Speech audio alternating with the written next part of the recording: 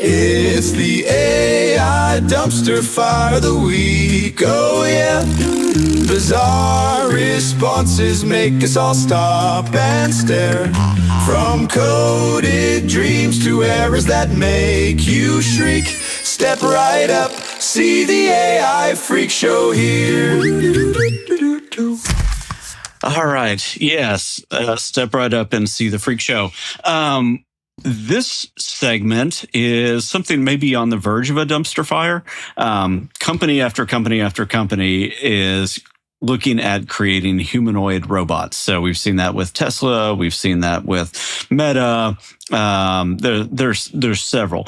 One of those companies has done something fairly extraordinary, and we're going to show that in just a second. But before we go there, I'm going to kind of kick us off with an interesting TikTok that I saw the other day.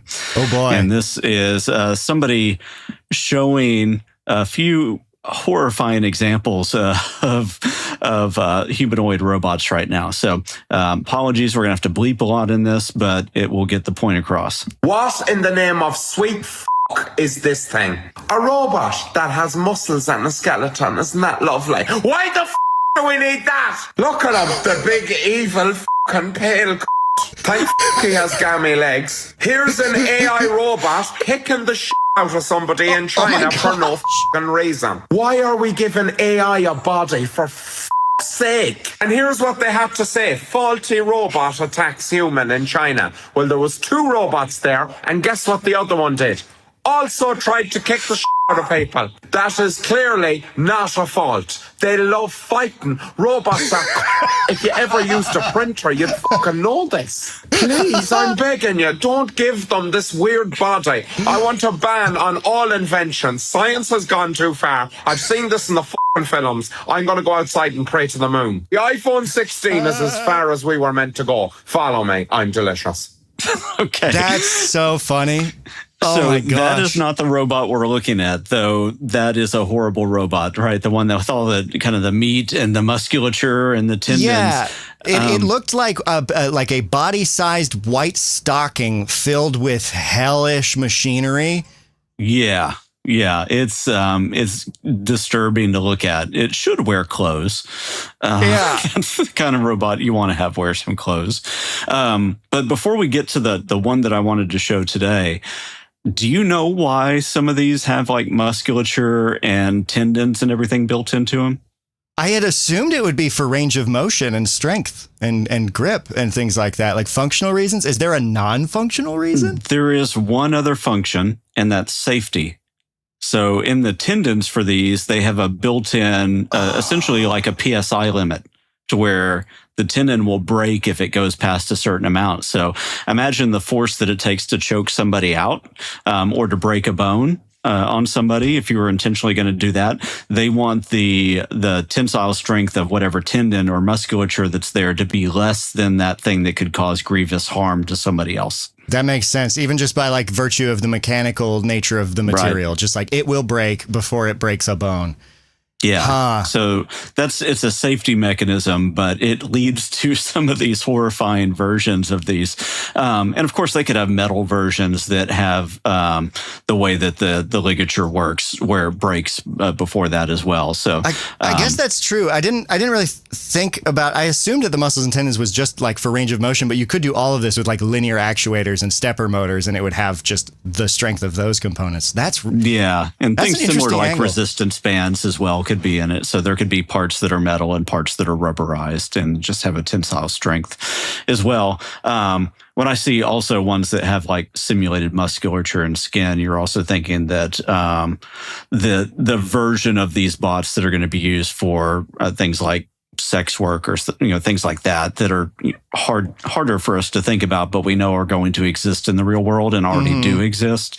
That's where some of this comes in as well. And you don't necessarily want your robot to be able to choke somebody out, or maybe you do. I don't know. I guess that's true. And I mean, if like Silent Hill was a horny flick for you, maybe this robot will do it. But holy smokes, it looks like a horror movie prop now.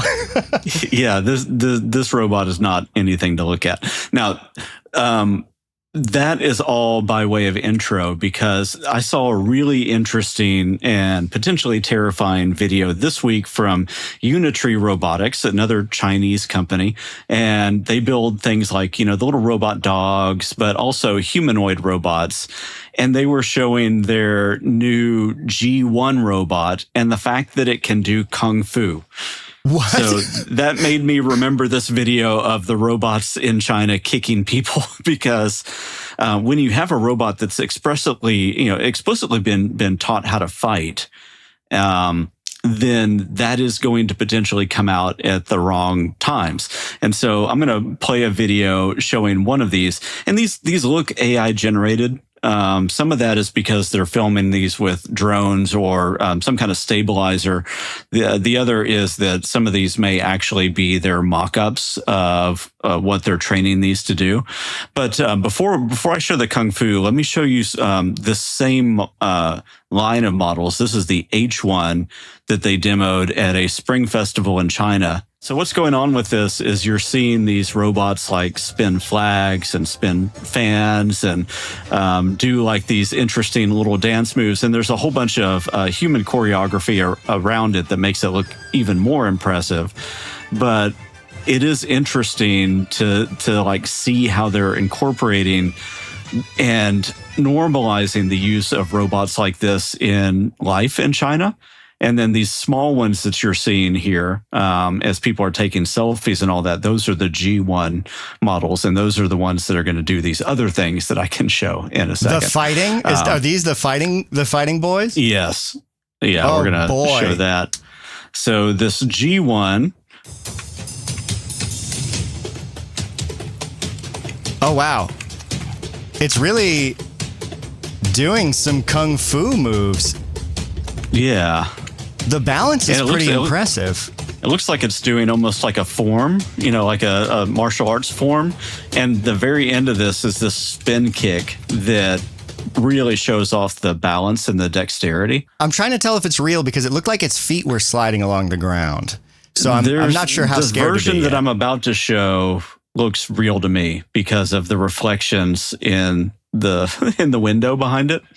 So let me show you this, and then you can take a look.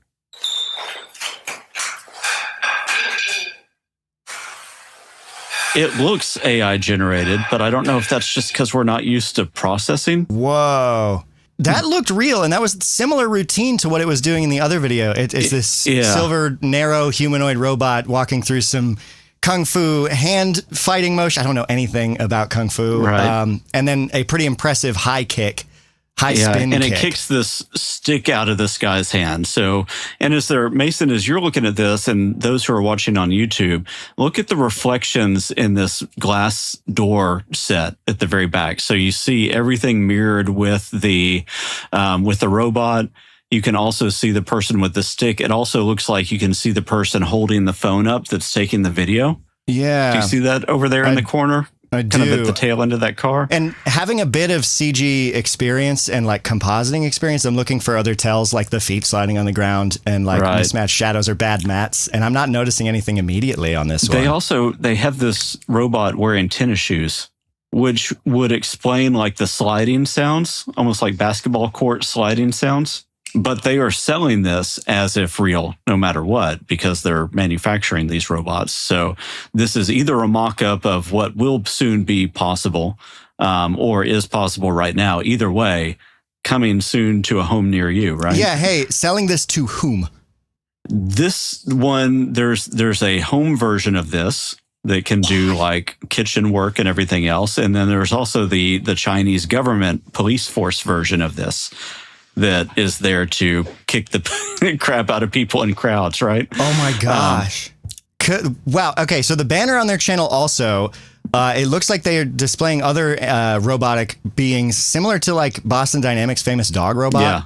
Yeah, and you can go buy a lot of these right now. So this one that's being shown, like the G1, is I don't know if there's a currency conversion or something like that, but on the website it was like $16,000, so affordable.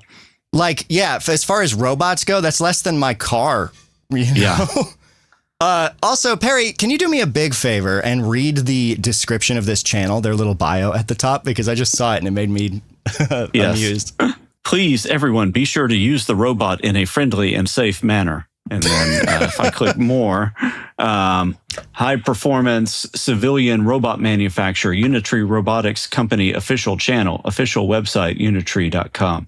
If we go to their website.